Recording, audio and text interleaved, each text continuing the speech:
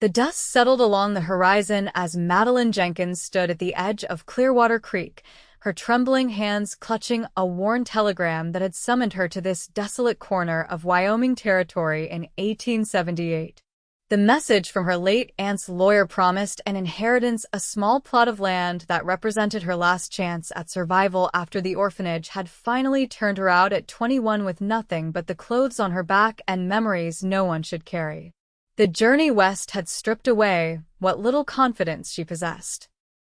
Every sidelong glance from fellow passengers, every hushed conversation that halted when she approached had reinforced what she'd always known: she was unwanted, a burden to be tolerated at best.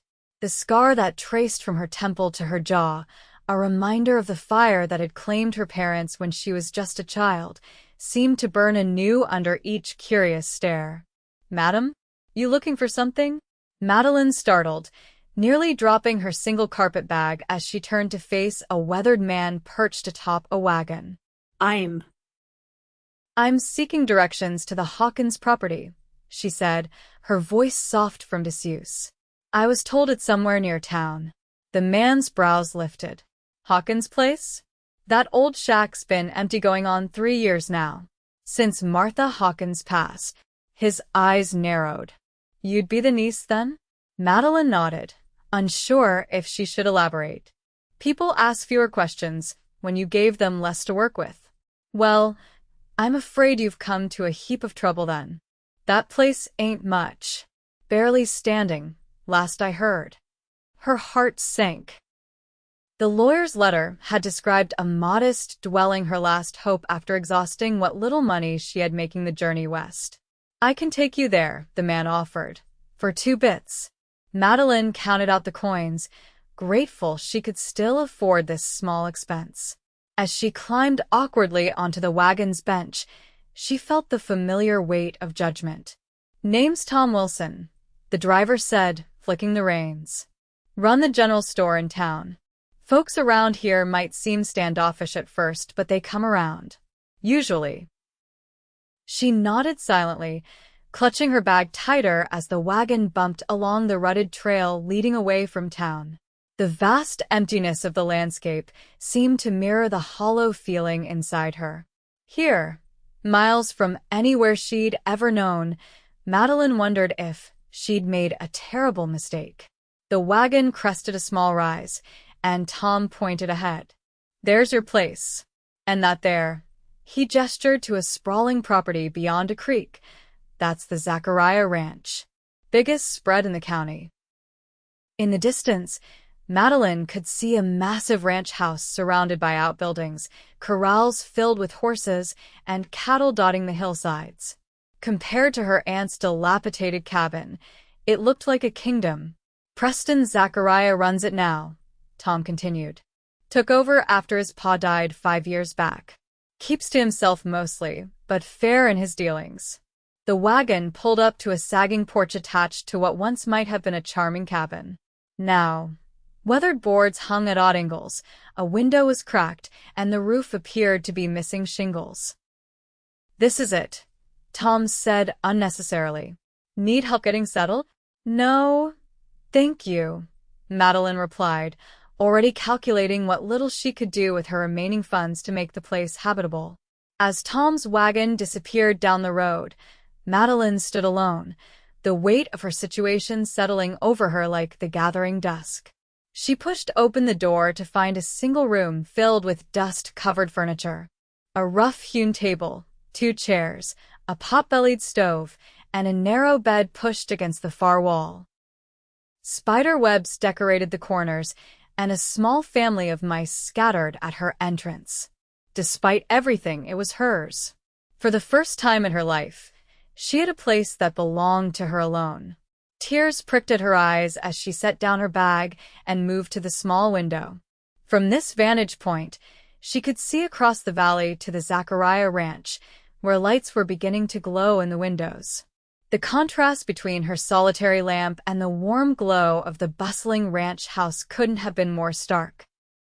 Madeline lit the lamp she'd found on the table and began to take stock of her new home. The cabin was in desperate need of repair, but she was no stranger to hard work.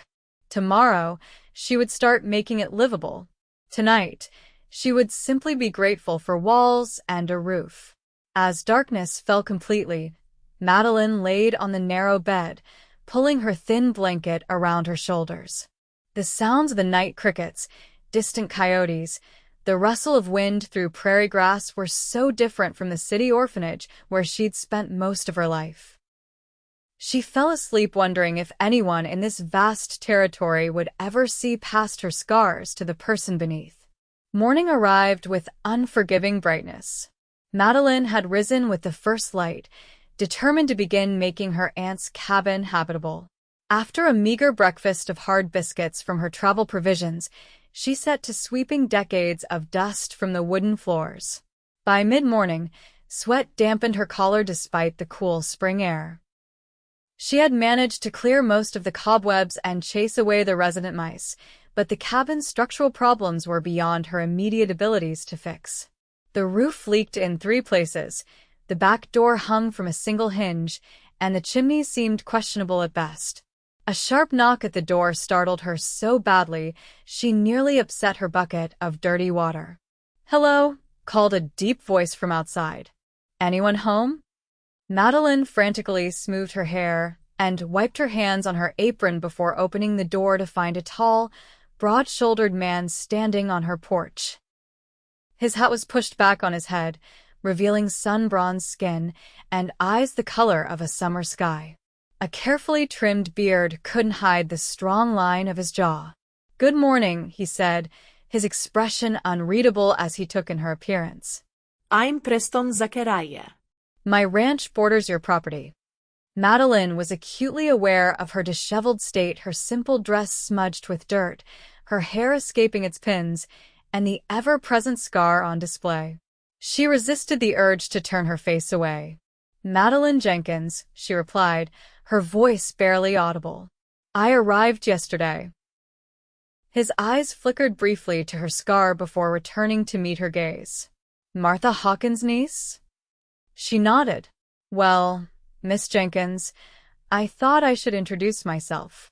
We're neighbors now, though there's a fair bit of distance between us."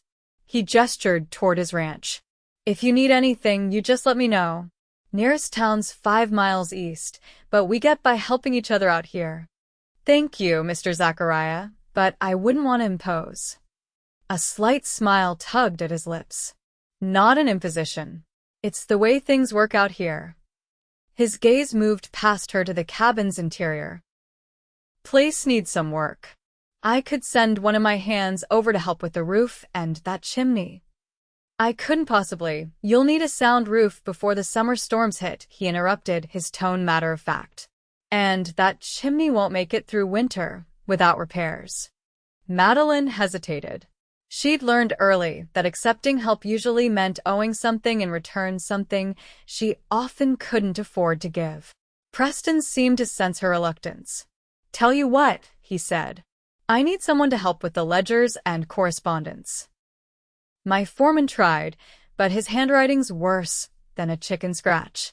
You help me a few hours a week with that, and I'll consider the repairs paid for." The offer caught her off guard. It seemed too generous, too easy. I have experience with bookkeeping," she admitted. "I worked for a shopkeeper in Philadelphia before coming west." Then it settled. He extended his hand. "Do we have a deal, Miss Jenkins?" After a moment's hesitation, Madeline placed her hand in his.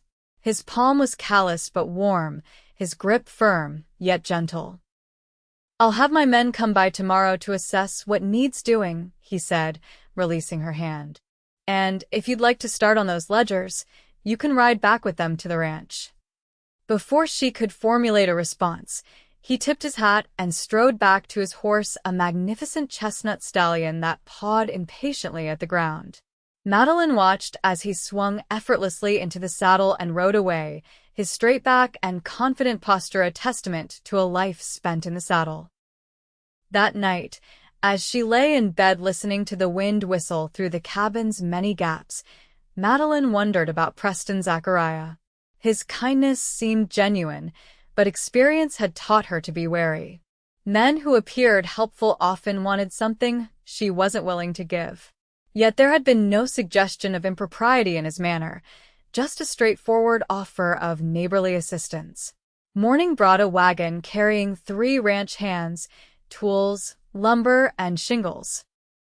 The men tipped their hats respectfully and set to work immediately, speaking to her only to ask occasional questions about her preferences. By midday, they had already replaced several rotten boards and begun repairs on the roof. "Miss Jenkins," called a young man with straw-colored hair. "Boss says whenever you're ready, I'm to take you back to the ranch for those ledgers." Madeline glanced down at her work dress, wishing she had something more presentable. "I'll need a few minutes to change," she said. The young man nodded. No rush, madam. "We'll be here all day." She retreated inside and changed into her one good dress, a modest blue cotton with a high collar that partially obscured her scar. After pinning her hair more securely and washing her face and hands, she emerged feeling marginally more prepared to face the imposing rancher again. The ride to the Zachariah ranch took less than 30 minutes. As they approached, Madeline was struck by the orderliness of the operation. Fences stood straight and well-maintained, cattle grazed in designated pastures, and the buildings from the main house to the bunkhouse and barns were solidly constructed and freshly painted. Mr. Zachariah built most of this himself, the young ranch hand informed her, noticing her interest. Took over when his pa died and turned a struggling ranch into the most successful one in the territory. The main house was larger than she'd imagined, 2 stories of sturdy timber with a wide, wraparound porch. As their wagon pulled up, Preston emerged from the barn, wiping his hands on a cloth. Unlike yesterday, he wore no jacket, just a blue shirt with the sleeves rolled up to reveal muscular forearms. "Miss Jenkins," he called, approaching the wagon. "I trust my men are taking good care of your place?" "Yes, thank you," she replied as he offered his hand to help her down. "They've already made considerable progress." "Good to hear." He gestured toward the house. "I've got those ledgers ready in my office. Would you like some coffee before we start?" The interior of the ranch house surprised her. Rather than the utilitarian space she'd expected, she found herself in a comfortable, well-appointed home. The furniture was solid and practical but arranged to create a welcoming atmosphere. Bookshelves lined one wall of the sitting room, filled with volumes that spoke of varied interests. Preston led her to a study at the back of the house, where a large desk dominated the space. Papers were stacked in neat piles, and leather-bound ledgers were arranged chronologically on a shelf. "I hope you don't mind working here," he said. "The light's better, and everything you might need is at hand." "This is fine," Madeline assured him, already assessing the organization system or lack thereof that she would need to improve. For the next few hours, she lost herself in the familiar comfort of numbers and records. Preston worked alongside her, explaining his current system and answering questions when needed. He treated her with professional courtesy, never commenting on her scar or asking personal questions that might make her uncomfortable. As the afternoon waned, Madeline realized she had actually enjoyed herself. The work was engaging, and Preston proved to be an intelligent and respectful companion. When he insisted on paying her for her time in addition to the repairs being done on her cabin, she was too surprised to refuse. "Same time next week?" he asked as one of his men prepared to drive her home. Madeline nodded, unable to deny that the prospect pleased her more than it should. Over the following weeks, a routine developed. 3 times a week, Madeline would ride to the Zachariah ranch to work on the books. The rest of her time was spent improving her own small homestead. With Preston's men having repaired the major structural issues, she focused on making the cabin truly hers, planting a small vegetable garden, sewing curtains for the windows, and slowly replacing or repairing the worn furniture. To her surprise, other neighbors began to stop by. Mrs. Wilson, the storekeeper's wife, brought a basket of preserves and fresh bread. The blacksmith's daughter, Sarah, invited her to Sunday services. Gradually, Madeline found herself becoming part of the community. But it was her time at the ranch that she anticipated most. Preston was unlike any man she'd ever known, straightforward in his dealings, respectful of her abilities, and seemingly unbothered by her appearance. Sometimes she would catch him watching her with an expression she couldn't quite decipher, but he never made her feel uncomfortable. One afternoon in early summer, as thunder rumbled in the distance, Preston entered the study with 2 cups of coffee. "Storm's coming," he said, setting one cup beside her. "Might be best if you stay until it passes." Madeline glanced out the window at the darkening sky. "I wouldn't want to impose." "It's no imposition." He settled into the chair across from her. "Actually, I've been meaning to ask you something." Her heart quickened, old fears rising despite weeks of respectful treatment. "My sister's coming to visit next month with her husband and children," he continued. "The house will be full of family, and I've been putting off hosting a proper gathering to introduce them to the neighbors." He took a sip of his coffee. "I could use some help planning it, someone with an eye for detail and organization." "You want me to help plan a party?" Madeline asked, bewildered. Preston nodded. "You've brought order to my business affairs. I thought you might do the same for this social obligation." His mouth quirked in a half-smile. "I'm afraid I'm not much for entertaining." Relief mingled with an unexpected warmth in her chest. "I would be happy to help, though I should warn you that I have limited experience with social gatherings." "That makes 2 of us," he said, his smile broadening. The storm broke then, rain lashing against the windows as lightning illuminated the study in brief, brilliant flashes. But inside, surrounded by ledgers and the quiet companionship of a man who seemed to see beyond her scars, Madeline felt a sense of safety she'd rarely known. They talked as they waited out the storm about books they'd read, places they'd seen, and dreams they harbored. Preston spoke of his plans to expand the ranch, to implement new breeding techniques he'd read about. Madeline, hesitantly at first, shared her hope of opening a small school for the children of neighboring farms and ranches. "There's a need," she explained. "Several families have mentioned the distance to the schoolhouse in town." "You'd make a fine teacher," Preston said, his voice warm with approval. By the time the storm passed and he drove her home in his buggy, something had shifted between them. A tentative friendship had formed, built on mutual respect and shared confidences. As summer progressed, Madeline found herself spending more time at the Zachariah ranch, not just working on the books but helping Preston prepare for his sister's visit. They planned menus, arranged for additional furniture to be brought from storage, and discussed which neighbors should be invited to the welcome dinner. Working alongside him, Madeline glimpsed a different side of the capable rancher. He was patient with his men, but demanded their best efforts. He treated the animals with respect and knew each of his horses by name and temperament. And when he thought no one was watching, he sometimes stood at the edge of his property, gazing out at the mountains with an expression of such contentment that it made her heart ache. The day Preston's sister arrived was chaos of the most pleasant kind. Catherine Zachariah Miller was as warm and gregarious as her brother was reserved. Her husband James and their 3 children, 2 boys and a girl, brought laughter and energy to the previously quiet ranch house. "So you're the miracle worker who's finally organized my brother's affairs," Catherine said when Preston introduced them. "I've been telling him for years that he needed help." "Madeline has been invaluable," Preston replied, his gaze resting on her with unmistakable warmth. Catherine's knowing smile made Madeline blush, but the older woman quickly put her at ease, drawing her into conversation about the upcoming dinner and treating her as if they were already friends. The welcome dinner, held 3 days later, brought together 30 neighbors and friends. Lanterns illuminated the ranch yard where tables had been arranged, and the smell of barbecued beef filled the air. A local fiddler provided music, and children darted between the adults in impromptu games of tag. Madeline, Wearing her best dress, newly trimmed with lace purchased from her earnings, found herself surrounded by people who greeted her by name and included her in their conversations.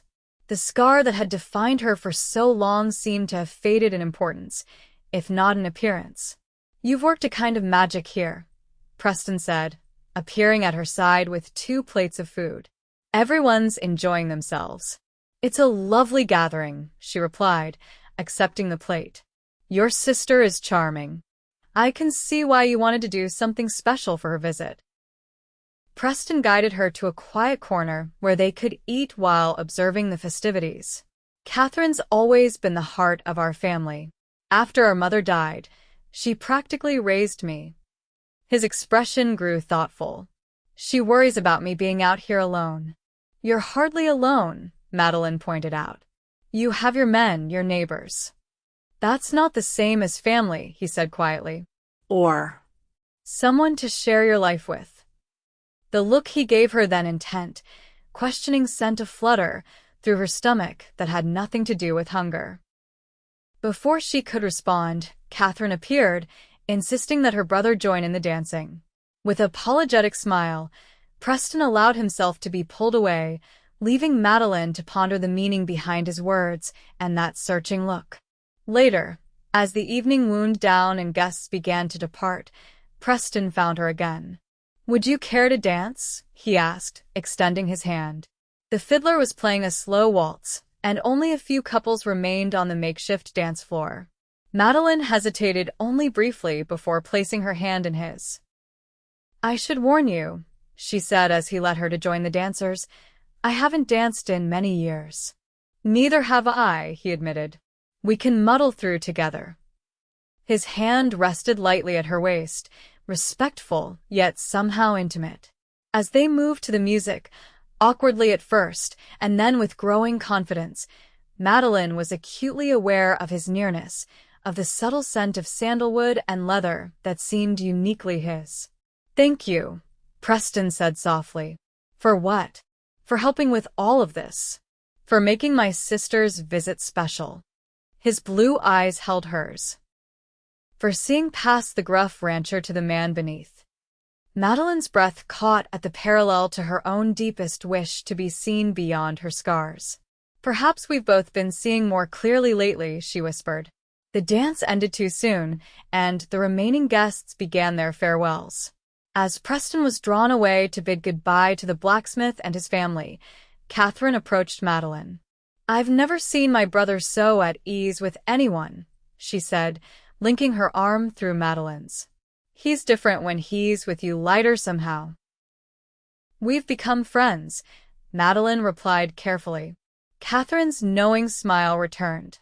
"I believe it's more than that, dear. Much more." She squeezed Madeline's arm gently. "Whatever is growing between you two, I approve wholeheartedly." Before Madeline could form a response, Catherine had moved away to gather her sleepy children. The comment left her both flustered and secretly pleased, though she tried to temper the hope rising within her. Preston had been kind, certainly, and there had been moments when she thought perhaps he might care for her as more than an employee or a neighbor. But men like Preston Zachariah, successful, handsome, respected, didn't court women with pasts like hers, with scars like hers. As the last guest departed and Catherine's family retired to their rooms, Preston insisted on driving Madeline home despite her protests that she could walk the familiar path. The night was clear, stars scattered across the velvet sky like diamonds on black silk. Neither spoke as the buggy made its way along the moonlit trail, but the silence was comfortable, filled with unspoken thoughts rather than awkwardness. When they reached her cabin, transformed now into a cozy home with flowers blooming alongside the repaired porch, Preston helped her down from the buggy, his hands lingering at her waist a moment longer than necessary. "Madeline," he began, his voice low and serious. "I want you to know that A sudden commotion from the direction of his ranch interrupted him, shouts, and the sound of a horse being ridden hard. They turned to see a rider approaching at speed, one of Preston's ranch hands. "Boss," the man called as he reined in his lathered horse. "There's trouble at the north pasture." Rustlers hit the herd. Preston's expression hardened instantly. How many did they get? Maybe 20 head. Jones and Martinez are tracking them, but they sent me back for reinforcements. I'll be right there. Preston turned to Madeline, regret evident in his eyes. I'm sorry. I have to go. Of course, she said, understanding the urgency. Be careful. He hesitated, then quickly bent to press a kiss to her forehead. We'll talk soon, he promised before swinging up onto his own horse, which the ranch hand had brought along. Madeline watched until they disappeared from sight, her fingers touching the spot where his lips had brushed her skin. Whatever he had been about to say would have to wait, but the gentle kiss and the promise of a future conversation gave her hope she scarcely dared to nurture. 3 days passed with no word from Preston. Madeline tried to focus on her own tasks, tending her garden, completing a quilt she'd been working on, preparing lessons for the children she hoped to teach once she convinced their parents of her qualifications. But her thoughts continually strayed to the ranch beyond the creek and the man who had begun to occupy far too many of her waking thoughts. On the 4th day, just as she was considering walking to the ranch to inquire about the rustlers, she spotted a rider approaching. Her heart leapt before she realized it wasn't Preston, but one of his younger ranch hands. Miss Jenkins, the boy called as he dismounted. Mr. Zachariah asked me to give you this. He handed her a folded note. And to tell you that they caught the rustlers and recovered most of the cattle, but Mr. Zachariah got hurt in the process. Hurt? Alarm shot through her. How badly? Doc says it ain't too serious. A bullet grazed his arm, but he's laid up for a few days. Mrs. Miller wanted me to tell you you're welcome to visit if you'd like. Madeline clutched the note, torn between immediate concern and the propriety of visiting an unmarried man in his bedroom. Thank you for bringing this. Please tell Mrs. Miller I'll come by this afternoon. After the ranch hand departed, Madeline unfolded the note with trembling fingers. Madeline, I apologize for my abrupt departure and subsequent absence. The rustlers led us on a 3-day chase before we cornered them near the territorial border. I've sustained a minor injury that Catherine is treating as if it were mortal, confining me to bed when I'd much rather be continuing our conversation from the other night. If your schedule permits, I would welcome your company. Catherine insists that fresh air and pleasant conversation are essential to my recovery, and I find I cannot argue with her prescription. Yours, Preston. The word, yours, made her heart flutter foolishly. Practical as always, Madeline pushed aside her romantic notions and focused on preparing for her visit. She gathered fresh eggs from her chickens and baked a loaf of bread to bring as an offering, then changed into a clean dress that Catherine had helped her alter to better fit her slender frame. By mid-afternoon, she was walking the path to the Zachariah ranch, basket in hand and nerves fluttering in her stomach. Catherine greeted her at the door with obvious relief. Thank goodness you've come, she said, ushering Madeline inside. He's been impossible trying to get up and check on the cattle when he should be resting. The injury is not serious, though? Madeline asked, unable to hide her concern. A flesh wound, but it bled considerably, and there's always the risk of infection. Catherine took the basket with murmured thanks. He's in the study. Refused to stay in his bedroom once the doctor left. Said he had correspondence to attend to, but I suspect he was hoping you'd call. Madeline followed Catherine to the familiar study, where Preston sat in an armchair by the window, his left arm bandaged and supported by a sling. Despite the injury, he looked up with a smile that transformed his features from merely handsome to breathtaking. Madeline, he said, starting to rise before Catherine stopped him with a firm hand on his shoulder. You'll stay put if you know what's good for you, his sister admonished before turning to Madeline. I'll bring some tea, and then leave you two to visit. Perhaps you can convince him to behave sensibly. Once Catherine had gone, Madeline moved closer, her eyes assessing his condition. He looked pale beneath his tan, and lines of pain bracketed his mouth despite his attempt at a reassuring smile. You should be in bed, she said, unable to keep the worry from her voice. Probably, he agreed. But then I wouldn't have the pleasure of your company in such comfortable surroundings. He gestured to the chair beside his. Please sit. Tell me what you've been doing while I was chasing thieves across the territory. For the next hour, they talked easily, as they had come to do over the summer. Madeline shared her plans for teaching, and Preston told her about the confrontation with the rustlers, downplaying his injury in a way that made her suspect it was more serious than he admitted. When Catherine returned with tea and then tactfully withdrew, a brief silence fell between them. I've been thinking about what I wanted to say to you the other night, Preston finally said, his voice quiet but steady, before we were interrupted. Madeline's hands stilled on her teacup. Yes.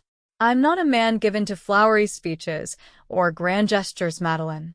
Growing up on a ranch teaches you to speak plainly and mean what you say. He leaned forward slightly, wincing as the movement jarred his injured arm. So, I'll simply tell you that these past months, getting to know you, have been the happiest of my life. Her heart began to race, but she remained silent, scarcely daring to breathe. I admire your strength, your intelligence, your kindness, he continued. When I see you with my sister's children, with the neighbors, with my men, I see a woman of remarkable character. His blue eyes held hers intently. I find myself thinking about you when you're not here and looking forward to seeing you when you are. Preston, she began, but he gently raised his hand. Please, let me finish while I have the courage. He took a deep breath. Madeline Jenkins, I believe I'm falling in love with you. And I wanted to know if you might consider allowing me to court you properly. Tears pricked at her eyes as emotions she'd kept carefully guarded for years broke free. I don't understand, she whispered. You could have any woman in the territory. Why would you want someone like me? Confusion crossed his face. Someone like you?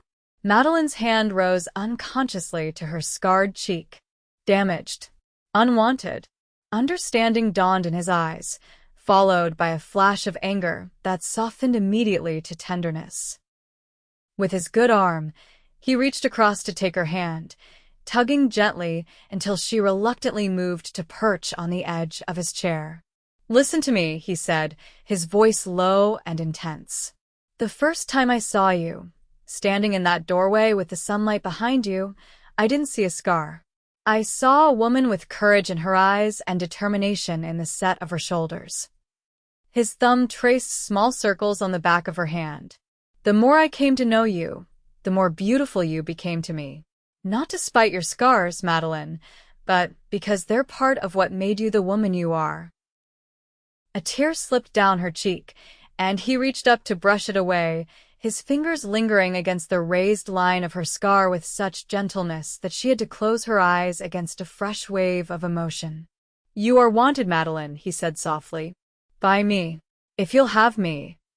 She opened her eyes to find him watching her with such naked hope that her last defenses crumbled. I think I've been falling in love with you since you offered to fix my roof, she admitted, a watery laugh escaping her. His answering smile was brilliant. With aching slowness, he leaned forward until his lips met hers in a kiss, so tender it made her heart ache. His hand came up to cradle her face, thumb gently stroking her cheek as if memorizing the texture of her skin, scarred and smooth alike. When they finally parted, both a little breathless, Preston rested his forehead against hers. I should have done that weeks ago, he murmured. A discreet cough from the doorway made them spring apart like guilty children. Catherine stood there, a knowing smile playing about her lips. I was just coming to see if you needed anything, she said innocently. But I can see you're being well taken care of. Preston groaned, but Madeline could see the affection between the siblings. My sister, he told Madeline, has the worst timing in the territory. On the contrary, Catherine replied. I waited until I was certain I wouldn't be interrupting anything truly scandalous. Her eyes twinkled with mischief. Though I did win the bet with James. He thought it would take you at least another month to declare yourself. You were betting on us? Preston asked, incredulous. Of course. The entire ranch has been watching you two dance around each other all summer. She turned to Madeline with a conspiratorial smile. The men are quite invested in your romance. You've been good for him, he smiles more, shouts less. Catherine, Preston warned, though there was no real heat in his tone. I'm going. She paused at the door. Madeline, will you stay for dinner? The children would love to see you. After Madeline nodded her acceptance, Catherine withdrew, leaving them alone once more. I should apologize for my family, Preston said, taking her hand again. But I find I can't be sorry they approve of you so thoroughly. Nor can I, Madeline replied. The acceptance she'd found here not just from Preston but from his family and the community was something she'd never expected to experience. As summer gave way to autumn, Madeline's life transformed in ways she could never have imagined when she first arrived in Wyoming. Preston courted her with a quiet devotion that touched her deeply. There were rides across the vast grasslands, picnics by the creek that separated their properties, and evenings spent reading aloud to each other by the fire. Word spread quickly through the small community that Preston Zachariah was officially courting the new schoolteacher, for Madeline had indeed begun teaching the children from neighboring farms and ranches 3 days a week in a small building Preston had helped her convert for the purpose. Some evenings, when her duties at the school and his responsibilities at the ranch allowed, they would work side by side in his study, she grading papers while he reviewed cattle prices or wrote letters to distant suppliers. The comfortable silence between them, broken only by the scratch of pens and the occasional shared observation, became one of Madeline's most treasured experiences. It was during one such evening in late October that Preston set aside his work and watched her for several minutes before speaking. I've been thinking, he began, waiting until she looked up from her students' arithmetic exercises. Winter will be here soon. Madeline nodded, wondering where this conversation was leading. Your men mentioned it might snow early this year. They did. He rose and moved to stand beside her chair. I'm concerned about you being alone in that cabin when the weather turns. The path between our properties can become impassable after heavy snow. I've been storing firewood and preserves, she assured him. I'll be fine. Preston took her hand, gently pulling her to her feet. I have another solution in mind, he said, his eyes searching hers. One that would ensure I never have to worry about you being caught alone in a blizzard. Madeline's heart began to race as she realized what he might be suggesting. Preston. With fluid grace that belied his size, he dropped to one knee before her, still holding her hand in his. Madeline Jenkins, these past months have shown me what I was missing in my life before you arrived. You've brought light and laughter and learning to this ranch and to my heart. His voice deepened with emotion. I love you, your strength, your gentleness, your determination. I love the way you handle my rambunctious nephews and the shy children in your school with equal patience. I love watching you discover new joys in this land that's become your home. Tears blurred Madeline's vision as he continued. I want to build a life with you, to wake each morning knowing you're beside me and to face whatever challenges come our way together. He reached into his pocket and withdrew a small velvet box. Will you do me the great honor of becoming my wife? Inside the box nestled a ring of delicate gold filigree surrounding a single perfect sapphire. It was my mother's, Preston explained. Catherine kept it for me, hoping I'd find someone worthy of it someday. Madeline's free hand rose to cover her mouth as emotion overwhelmed her. This man, this good, honorable man who had seen beyond her scars from the very beginning, was offering her everything she'd never dared to dream of. Yes, she whispered, then more firmly, yes, Preston. I would be honored to be your wife. His smile was radiant as he slipped the ring onto her finger. Then he was standing, gathering her into his arms and kissing her with a passion that made her dizzy. When they finally parted, both breathless, he rested his forehead against hers. "You've made me the happiest man in the territory," he murmured. "And I the happiest woman," she replied, marveling at how completely her life had changed since that dusty afternoon when she'd first arrived at her aunt's dilapidated cabin. The news of their engagement spread quickly, met with genuine delight from neighbors and friends who had watched their relationship blossom. Catherine, still visiting with her family, immediately began planning a wedding celebration before the first heavy snows would make travel difficult for distant guests. November 15th, she declared over breakfast the morning after the proposal. "That gives us just enough time to prepare properly, but is early enough to avoid the worst weather." Preston glanced at Madeline, eyebrows raised in silent question. When she nodded her agreement, he turned back to his sister. "November 15th it is, then." The following weeks were a whirlwind of preparations. Catherine took charge of organizing the celebration, while Preston busied himself with readying the ranch house for his bride. Madeline divided her time between teaching, completing projects at her cabin, and helping with wedding plans. One crisp morning in early November, Preston appeared at her door unexpectedly. "I have something to show you," he said, his eyes alight with excitement. "Can you spare an hour from your lessons?" Madeline glanced at the papers she'd been grading. "Of course." He led her to his waiting buggy and helped her up, then climbed in beside her. Rather than turning toward the main ranch house, however, he directed the horses along a less familiar path that curved around the base of a gentle hill. "Where are we going?" she asked, intrigued by his mysterious smile. "You'll see." The buggy crested a small rise, and Madeline gasped at the sight before her. In a sheltered hollow stood a newly constructed house smaller than the main ranch house but still substantial, with a wide porch wrapping around 3 sides and large windows to capture the light. "Preston," she breathed. "What is this?" He reined the horses to a stop and turned to face her, taking both her hands in his. "Our home," he said simply.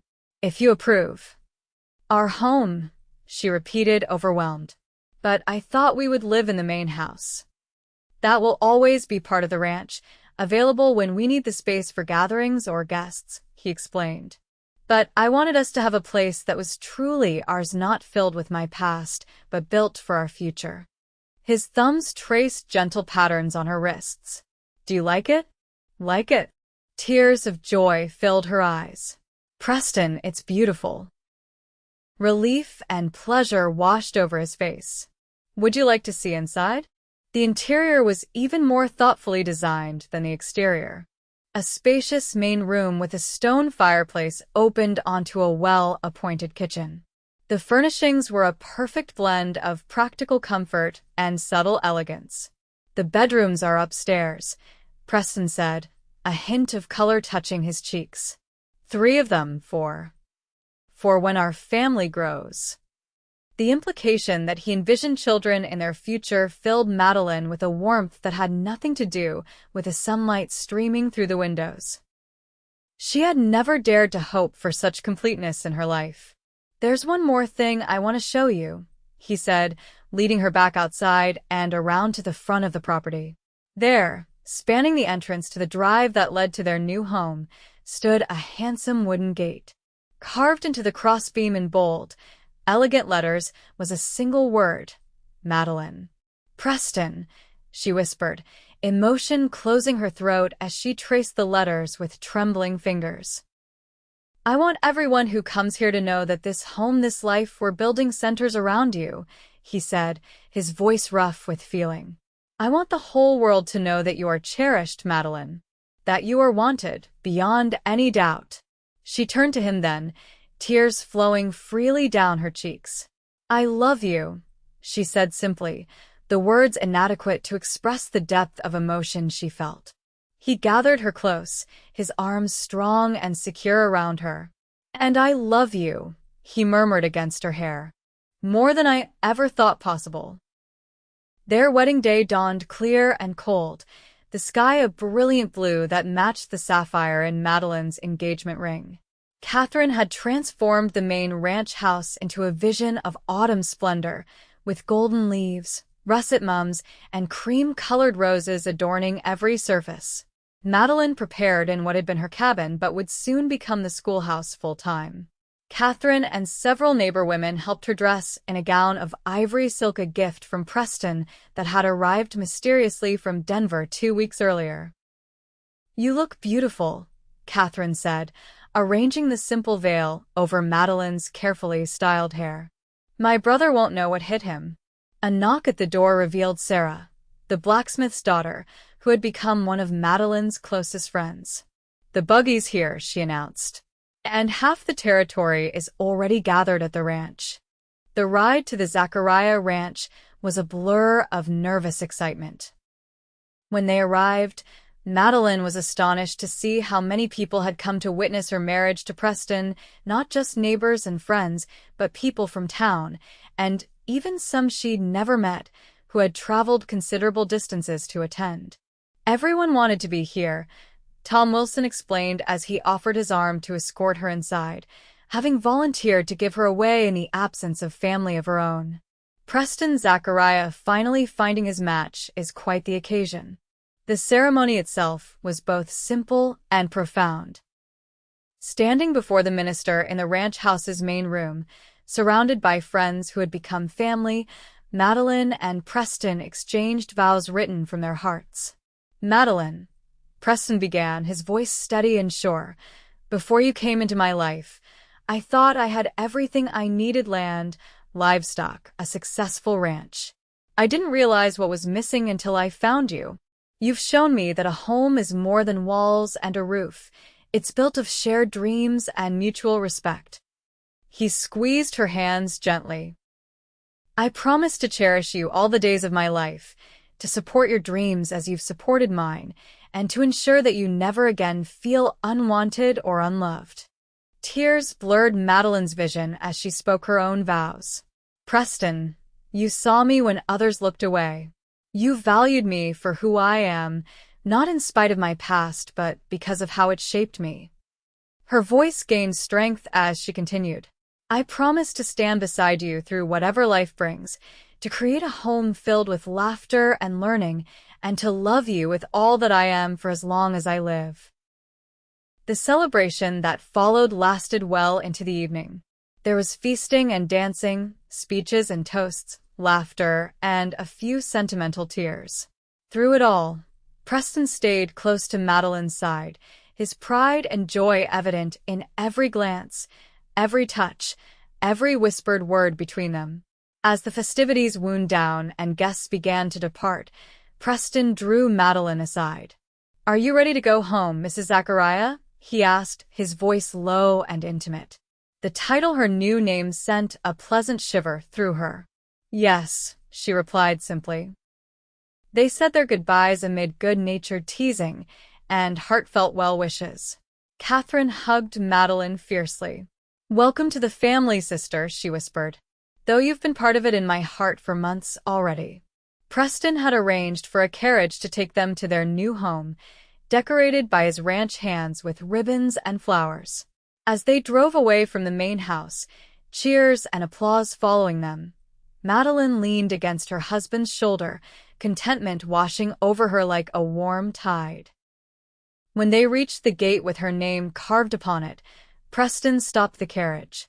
Before she could ask why, he had stepped down and come around to her side, lifting her effortlessly into his arms. "Preston," she laughed, wrapping her arms around his neck. "What are you doing?" "Carrying my bride across the threshold," he replied with a grin. "It's tradition." He carried her through the gate, up the path, and into their home, setting her down gently only when they reached the center of the main room, where a fire had been laid ready in the hearth. Someone, Catherine, most likely had been there ahead of them, lighting lamps and leaving a bottle of champagne chilling beside 2 crystal glasses.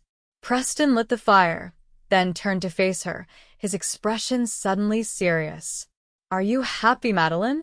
She moved to him, placing her hands on his chest and feeling the strong, steady beat of his heart beneath her palms. "Happier than I ever dreamed possible," she answered truthfully. His arms encircled her waist, drawing her closer. "When I carved your name on that gate," he said softly, "I was making a promise not just to you, but to myself and anyone who might see it. A promise that you would never again doubt your place in this world or in my heart." Madeline rose on tiptoe to press her lips to his, pouring all the love and gratitude she felt into the kiss. His arms tightened around her, and for a long moment, they stood locked in an embrace that spoke of commitment beyond words.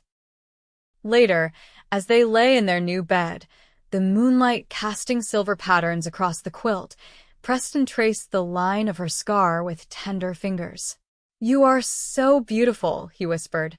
For the first time in her life, Madeline believed it not because the scar had faded or because she'd suddenly conformed to some conventional standard of beauty, but because she saw herself reflected in the eyes of the man who loved her completely, scars and all. Spring arrived early the following year, bringing with it new life across the Zachariah ranch. Calves frolicked in green pastures, wildflowers carpeted the hills, and Madeline's garden at their home burst into colorful bloom. The school she had established was flourishing, with 15 students now attending regularly. On a warm May afternoon, as Preston and Madeline sat on their porch watching the sunset paint the sky in shades of gold and crimson, she turned to him with a smile that held a secret. "I have something to tell you," she said, taking his hand and placing it gently against her still, flat stomach. "By Christmas, there will be 3 of us living in this house." The wonder that spread across his face, followed by a joy so profound it seemed to illuminate him from within, was a sight Madeline knew she would treasure forever. "A baby," he breathed, gathering her into his arms with exquisite care, as if she had suddenly become something infinitely precious and fragile. "Our child." That night, as stars emerged in the vast Wyoming sky, Preston Zachariah added another carving to the gate that bore his wife's name, a small, perfect heart. A symbol of the love that had blossomed between a scarred, solitary woman who believed no one would ever want her, and the man who had seen her true worth and proclaimed it for all the world to see. Years passed, and the Zachariah ranch prospered under Preston's careful management and Madeline's organizational skills. Their family grew with the birth of their daughter, Catherine Rose, followed 2 years later by twins, a boy and a girl they named Thomas and Elizabeth. Madeline's school expanded to accommodate the growing community, eventually becoming a proper schoolhouse in town with her as the head teacher. Preston's innovative breeding practices made the Zachariah cattle some of the most sought after in the territory, and his fair business dealings earned him the respect of everyone who knew him. But of all their accomplishments, none gave them more pride than the home they had built together, not just the physical structure, but the family that filled it with laughter, learning, and love. On their 10th wedding anniversary, Preston surprised Madeline with a special gift. He led her blindfolded to the gate that had, for a decade, proclaimed her name to all who passed. "You can look now," he said, removing the blindfold. There, alongside her name, he had added new carvings, the names of their 3 children, and beneath them all, enclosed in an intricately carved heart, "Forever wanted, forever loved." Madeline turned to him, the scarred woman who had once believed herself unlovable, now surrounded by the family that was her greatest joy. "Thank you," she whispered, "for seeing me when no one else did." Preston gathered her close, his arms as strong and secure as they had been on the day he first held her. "Thank you," he replied, "for giving me a life more beautiful than any I could have imagined." As the sun set over the Wyoming hills, casting long shadows across the land they had nurtured together, Madeline and Preston Zachariah stood at their gate, their children playing nearby, their hearts full with the knowledge that sometimes the greatest healing comes not from the absence of scars, but from having them seen, accepted, and ultimately loved.